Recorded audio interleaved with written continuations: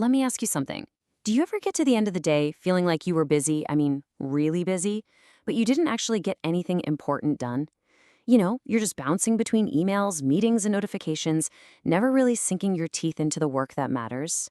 If that sounds familiar, well, you're definitely not alone. And we're about to dive into the solution. All right, so here's our game plan, all based on Cal Newport's incredible book. First, we're going to define the enemy, our age of constant distraction. Then, we'll introduce the hero of our story, the deep work superpower. After that, we'll explore 4 different ways you can bring this superpower into your own life. We'll get into some practical rules on how to go deep. And finally, we'll talk about why this isn't just about productivity, but about living a better, more fulfilling life. Right, so before we can even talk about the solution, we've got to really truly understand the problem we're all up against. And the problem is that we're living in a world that is basically designed for shallow work.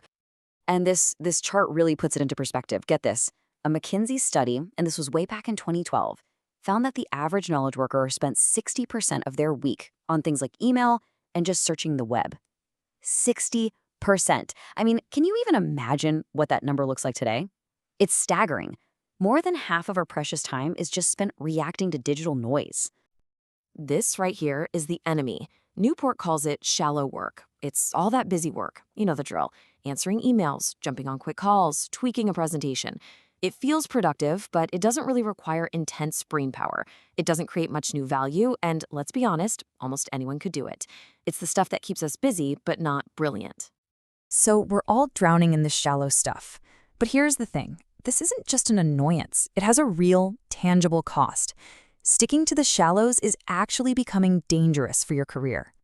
But there is an antidote, and it's powerful. It's called deep work. This is the complete opposite of everything we just talked about. This is that state of pure, distraction-free concentration. It's that flow state where you're pushing your brain to its absolute limit. This is where the magic happens. It's where you create new things, master hard skills, and produce work that makes people say, wow.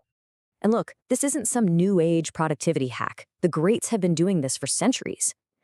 The psychologist Carl Jung literally built a stone tower in the woods just so he could think. Mark Twain wrote in a shed so isolated, his family had to blow a horn to let him know dinner was ready. And Woody Allen? The man wrote 44 films on a manual typewriter, never even owning a computer. They knew the secret. Now, let's bring this into the modern world with a quick story. This was the salary of a guy named Jason Ben. He was a financial consultant, and he had a terrifying realization.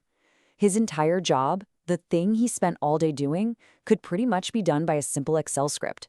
He was the definition of a replaceable shallow worker. So what did he do? He quit. He had this massive epiphany and decided to escape the shallows.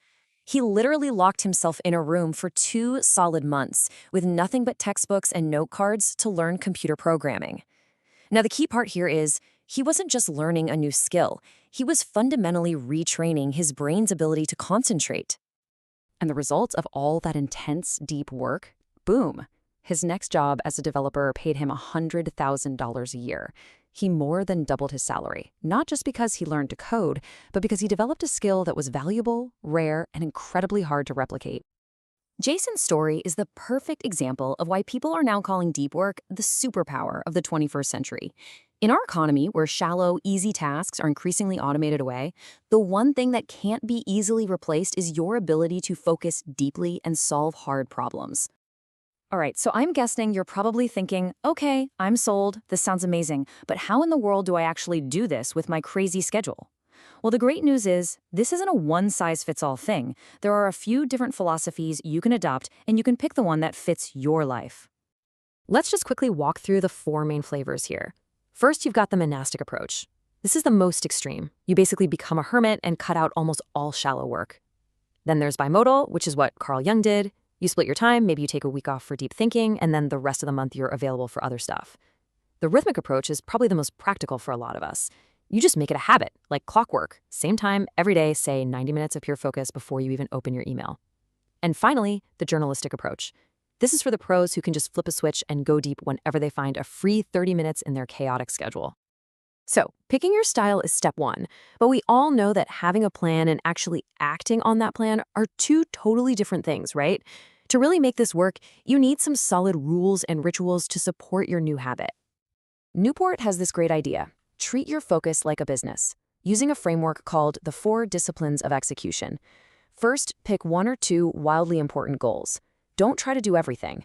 Second, and this is key, track your lead measures, not the results. That means you track the number of deep work hours you put in each week. That's the one thing you can control. Third, keep a scoreboard. Literally, put a calendar on your wall and put a big X on every day you hit your deep work goal. It's surprisingly motivating. And finally, create some accountability. Have a weekly check-in with yourself to see what worked and what didn't. Now, this next tip might just be my favorite. It is an absolute game changer. It's called the shutdown ritual. At the end of your workday, you take a minute to look at every unfinished task. For each one, you make a quick plan for when you'll tackle it.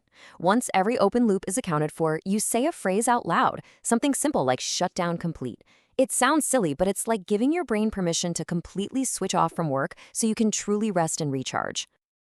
But this whole thing, it's about so much more than just cranking out more work or making more money.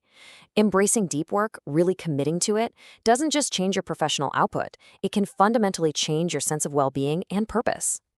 Newport really sums up the whole philosophy with this simple, powerful statement.